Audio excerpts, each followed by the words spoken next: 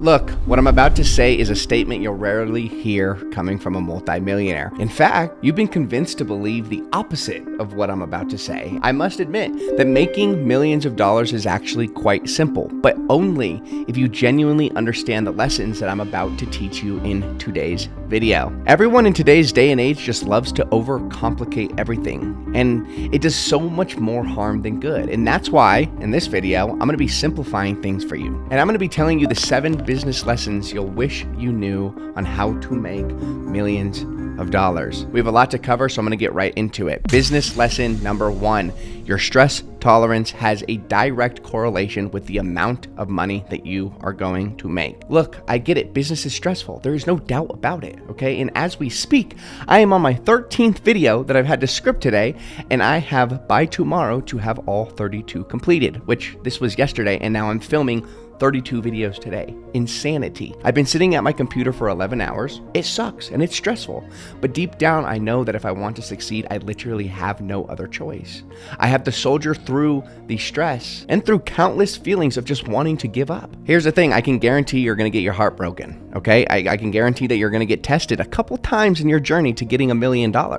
You're gonna get scammed by clients. You're gonna lose money in mysterious ways. You're gonna make the wrong call here and there. And it's just going to be difficult and stressful. I mean, that's like the point of business. But remember, the more stress that you can handle, the more you will be paid by extension of your ability to keep pushing forward. I mean, think of any company. Like, why is a CEO paid as much as compared to, say, the janitor? Well, it's because the amount of stress a CEO has to deal with is way more than that of a janitor or a junior clerk in the company. You see, instead of complaining business is stressful, I'd advise you to embrace it and instead learn to appreciate it. The next business lesson is going to be a bit controversial, and I know it'll ruffle some feathers, and that's it. Business lesson number 2 is that luck does not exist. You see, everyone and their grandma claims that you need a degree of luck to be rich and successful. Well, I'm going to sit here and I'm going to tell you that nothing could be further from the truth. I mean, think about it like this. Is it luck if you know what you need to do and actually go ahead and just do it? I mean, Cristiano Ronaldo didn't become one of the greats by just being lucky. Instead, he trained harder and harder for longer than most of his teammates. Tiger Woods didn't accidentally wake up one day and realize that he's the best golfer in the entire world. Instead, it was years and years of practicing his drives and his shots that made him lucky. Whatever industry you look at, the people at the top whom the world considers lucky didn't in fact derive from any luck. And even if it did, they made their own luck rather than being entitled jackasses waiting for the world to happen to them, and instead, they happened to the world. In order to be lucky in business, all you need to do is break your business down into fundamental pieces and drivers, and then simply execute on the things that will hold the most weight on its success. It's quite simple. And then, when you do it for a long enough time, the world will start to say you are an overnight success. Now, let's move on to the next business lesson, which is business lesson number 3.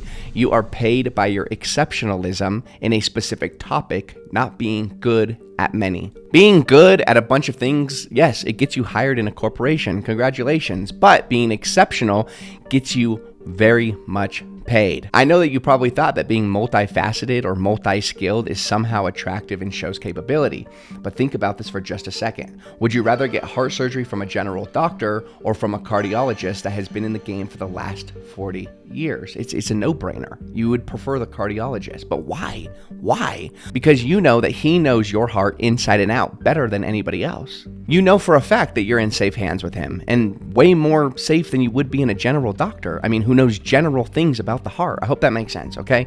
Remember that people pay big bucks for exceptionalism, okay? Not for mediocrity. And then you just need to simply give it time. It could be 1 year, it could be 5 years, maybe even 10 years down the line, and then watch the world line up, ready to pay whatever you demand just to be able to pick your brain for some time. Now, what I want you to understand in the next business lesson, which brings us to business lesson number 4, is that the mind model you adopt carries 90% of the outcome.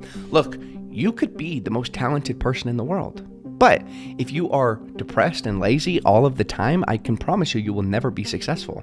It's one harsh truth about the world that we live in, and that's that hard work beats talent and knowledge 100% of the time. I mean, look at it from this angle. If you're brilliant and you know everything about bikes and how to ride them, but you have never ridden one in your life, then I can promise you, my friend, you are still going to fall and scrape your knee. You can know everything about planes, how to fly them, all the cockpit buttons inside, but if you've never actually flown one, then chances are you're still going to be honestly tumbling down from the sky, okay? Remember, there are two ways to approach any situation.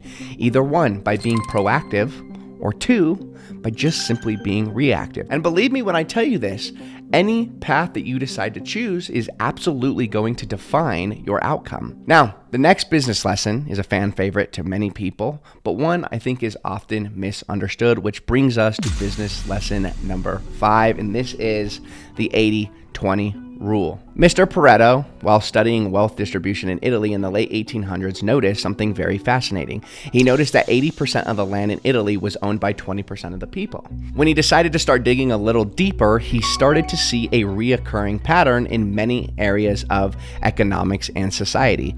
Over time, his principle was then generalized and applied to various fields of study, including productivity, time management, you name it. Now, I'm not here to bone you with this history lesson. You see, according to Pareto's principle, 80% of the results will always stem from 20% of the work. I mean, this is literally a universal law.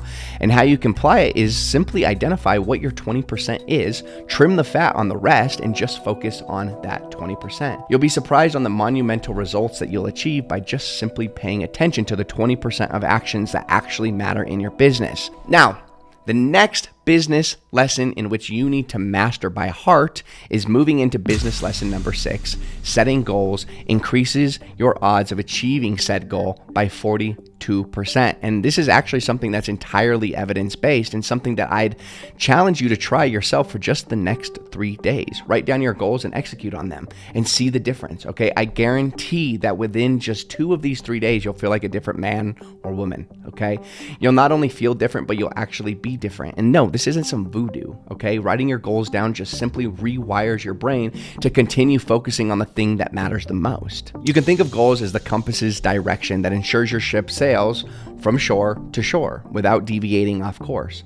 Now, most people get this one thing wrong when it comes to setting goals. You see, most people tend to set goals that are outrightly unachievable, at least given the stage that they're in their lives at the time. Okay, think about it like this. If you're broke as hell, it'll be so incredibly hard for you to set a goal of making $1 million and achieving it than for you to just set a goal of making $1,000 and achieving it. Okay, now in no way am I telling you that you can't achieve your wildest dreams. Instead, all I'm telling you is that your success is a continuous journey. So rather than setting humongous goals, instead work on goal thresholds that are big enough to send shivers down your spine, but yet realistic enough for you to achieve. And then once you achieve those goals, you raise the bar even higher. You push yourself to achieve it and then simply rinse and repeat. You'll now only have the motivation and the drive to work harder when you achieve these simple, achievable goals, and you're also going to be collecting evidence that you are an achiever. And this is going to go a long way in reinforcing a new identity within you, which is kind of what we talked about in business lesson number 4. Finally, we come to my last business lesson, which is business lesson number 7. Do not overcomplicate things. Please, business is already tricky enough, okay? Yet most people still try to make things even more difficult. You see, most people get off from building complex operations that are entirely just unnecessary. It gives them a sense of purpose because they're tackling something hard, not realizing that rather than this propelling them several steps ahead, instead it's just stalling their progress. Look, building things does not get you paid. It's built things that'll pay you instead. So instead of trying to make yourself look busy or feel busy, instead, get busy looking for efficient ways to just simply handle your task. All in all, I need you to just understand that business is genuinely so much easier if you just take what I talked about in this video and apply it directly into your company, okay? I mean, I kind of like to think of it as a cheat code to just being successful. Now, question is, are you gonna do it? I don't know. I can't control exactly what you can do, but I can tell you is if you just apply this stuff into your business, your life will be better off have done it than to have not done it at all. I can't guarantee your success, but I can guarantee that I can lay out a framework for you to be successful. But all in all, regardless, just remember that you have a friend in me, and if you need help with absolutely anything, you know exactly where you can reach me.